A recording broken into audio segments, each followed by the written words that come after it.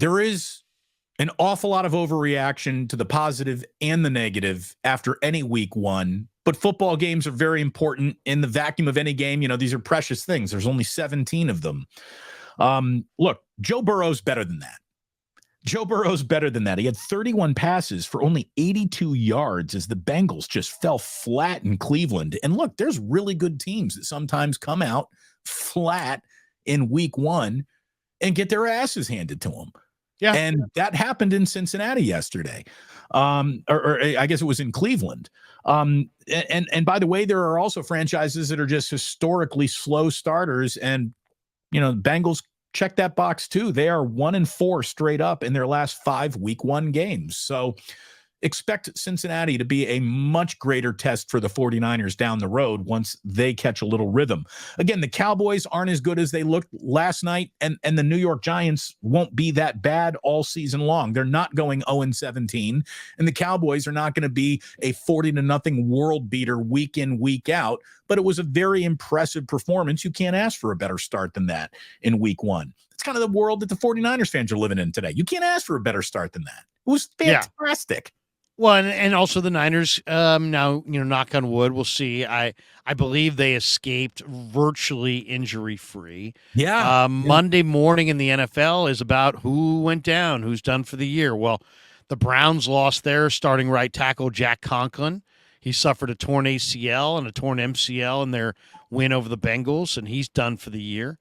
The Eagles lost, I believe the Eagles lost Nakobe Dean, their second-year linebacker out of Georgia. He had a foot injury. They're saying that he's not going to need surgery, but injured reserve is a possibility, and he's going to miss several weeks.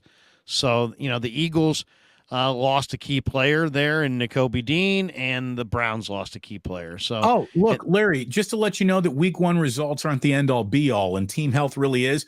If I could walk into John Harbaugh's office today and make him the offer, hey, you lose yesterday's game, but J.K. Dobbins is still your running back, and he didn't tear his Achilles. J.K. Dobbins is done for the entire year.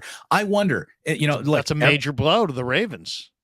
It's a huge blow, and I know that we just spent the entire offseason devaluing running backs, and they can be replaced easier than any other position on the field, and in a way, they can be. But he's good. He's integral to what they do.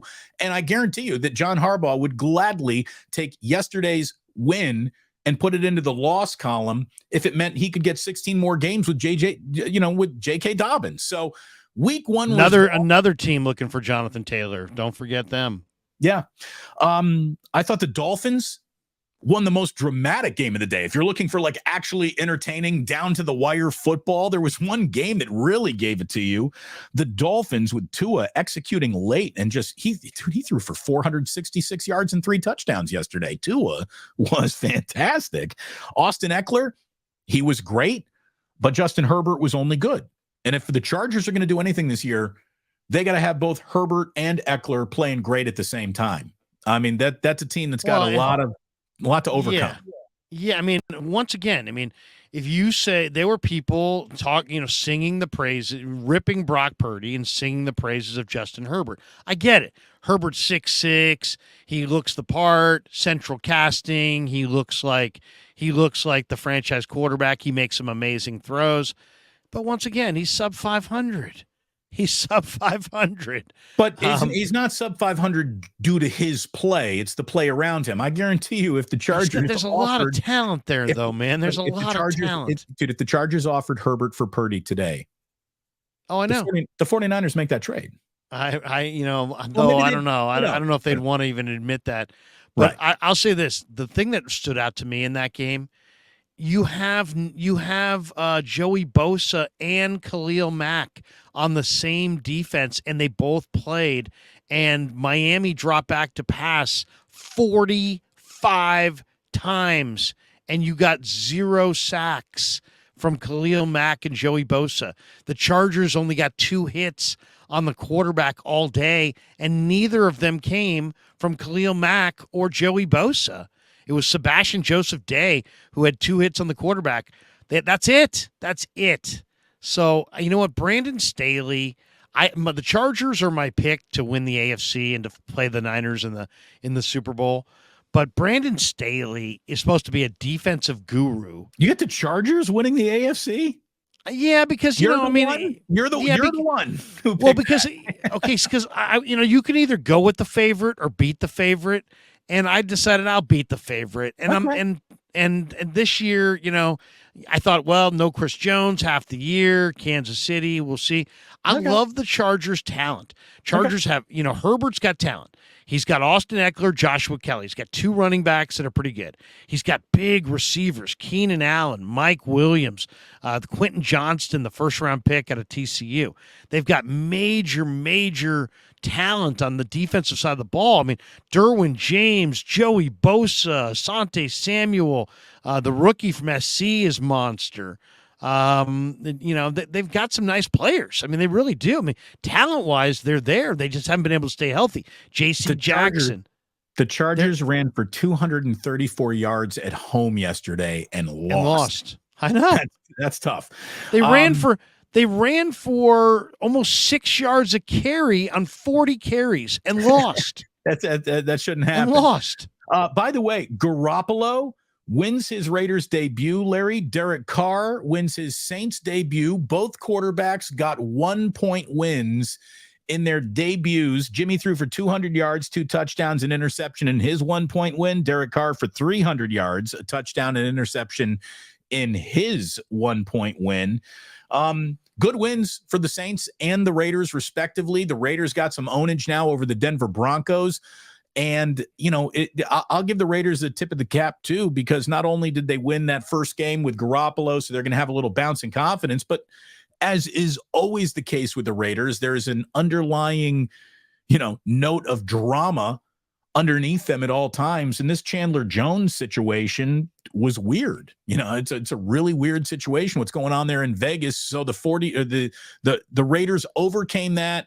They went on the road. They spoil the Sean Payton debut with Russell Wilson, and that's a good win for the Raiders, who are the only undefeated AFC West team. Look out, first place. Don't call them Oakland Raiders, Larry. Well, a couple things stood out. One, I mean, the Raider offensive line is not good, right? It's not a good offensive line, but they found a way to keep Jimmy Garoppolo yesterday against Denver upright. Denver's defense had no sacks on the day. They only had 3 hits of Jimmy all day, but it was the full Jimmy Garoppolo experience. It was. He had an interception. He had some bungled plays. It seemed like it was a little frosty between him and Devontae Adams as they were walking off the field, because Devontae didn't get in the end zone. Jacoby Myers got in there twice, and the Raiders could not run the ball at all to save their life. I mean, the Raiders ran 29 times for 2.1 carry. Right. Josh Jacobs had been late after the season, off-season long holdout. I'll say this: you talk about the full Garoppolo experience. It's amazing how that also includes you won the game. Yeah. Even seriously, he went. I was going to say, the one thing about Garoppolo, I think Raider fans are going to like Garoppolo. Why? Because he's a much better competitor than Derek Carr at this point. Derek Carr will throw the ball into the turf at the wrong moment. Garoppolo shows up to win. He's not a perfect quarterback. Did he have an interception? Yes. Did he fumble the ball? Yes. But he also is resilient, and he bounced back, and he completes a pretty good percentage. He was 20 of 26 for 200 yards.